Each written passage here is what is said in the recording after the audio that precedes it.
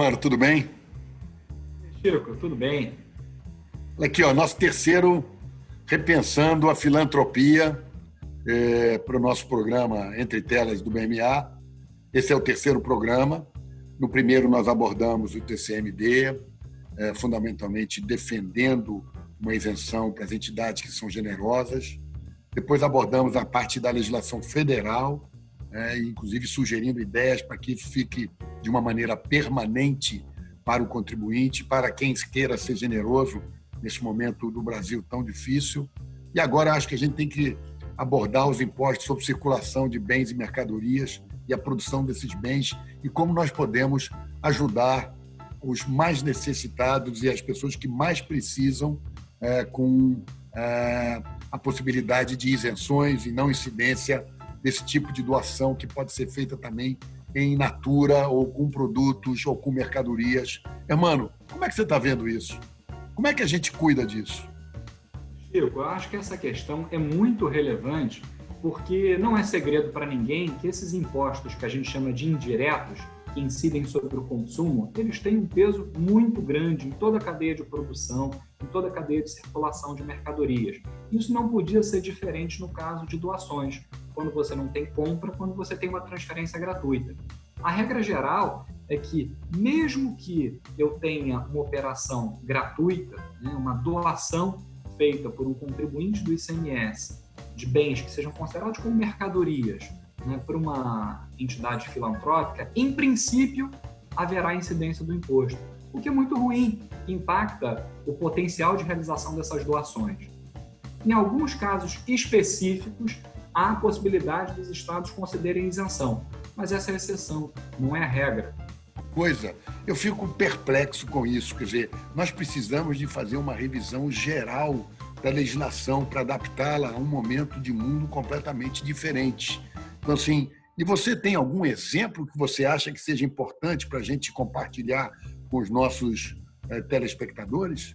Eu acho que nós temos exemplos, tanto em matéria dos bens que são doados, como também de alguns estados que adotaram medidas muito positivas, mas ainda são poucos exemplos. Em primeiro lugar, nem todo bem está sujeito ao ICMS. Para que seja sujeito ao ICMS, é preciso que seja considerado como mercadoria, que é um conceito próprio da legislação tributária, que é o produto envolvido na atividade econômica da própria empresa, que é contribuinte daquele imposto. Então, mas alguns estados se basearam numa autorização que existe, antiga, desde 75, que possibilita a concessão de isenções para doações feitas em períodos de calamidade pública, reconhecidas em ato de autoridade competente, doações que sejam feitas para entidades governamentais e entidades de utilidade pública, assim, reconhecidas pela administração. Então, o Estado de São Paulo, por exemplo, estabeleceu essa isenção, e foi algo positivo. Utilizou-se da calamidade pública do Covid para estabelecer uma isenção de mercadorias que sejam doadas para entidades governamentais, para entidades consideradas como de utilidade pública.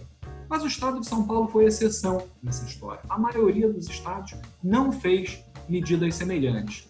Pelo contrário, há exemplo como o Distrito Federal, que quis fazer uma isenção ampla e se viu impossibilitado pela legislação, fez um pedido ao CONFAS ainda não apreciado e precisou recorrer à justiça para poder conceder uma isenção para os contribuintes que fossem lá localizados, que quisessem fazer doações de mercadorias nesse contexto de Covid.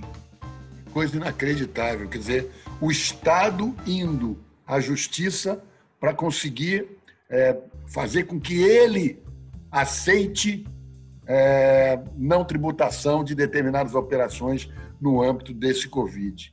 E o Rio de Janeiro, outros estados importantes, Rio Grande do Sul, Minas Gerais, eles seguiram São Paulo, um bom exemplo? De forma geral, São Paulo é o exemplo mais, é o estado que está representando o exemplo mais avançado nessas desonerações em matéria de ICMS. Poucos estados, ou nem todos os estados, seguiram essa linha. O Rio de Janeiro, por exemplo, reconheceu aquela isenção de TCMD, que nós já discutimos no Entretelas anterior, mas não fez a mesma coisa com relação ao ICMS. Então, vamos pensar num exemplo de uma empresa que queira doar álcool gel, ela produza álcool gel e queira doar esse álcool gel. Em princípio, essa circulação dessa mercadoria, desse bem, desse álcool gel, será tributada. Ou seja, a empresa vai incorrer no custo do tributo para poder realizar aquela boa ação. O que, evidentemente, não é desejado, né, Chico? O potencial de doação vai ser menor nesses casos. Sim, é uma doação que acaba tendo um ônus para quem quer fazer esse ato generoso de ajudar durante a pandemia. Olha, irmão, eu confesso a você que isso me deixa extremamente preocupado. É por essa razão que a gente precisa aprofundar essa discussão e fazer com que exista uma revisão geral, talvez até a nível de convênio, tá certo? Para permitir que os estados possam reconhecer isso em momentos de grande crise, inclusive com um bypass eventual na lei de responsabilidade fiscal, porque também existem proibições que obrigam os estados a cumprirem e não concederem isenções, mas certamente nunca foi pensado para um caso de calamidade, nem para atrapalhar a generosidade de quem quer trabalhar de uma maneira, ajudar a filantropia. É por isso que o nosso tema das nossas discussões é repensando a filantropia mesmo.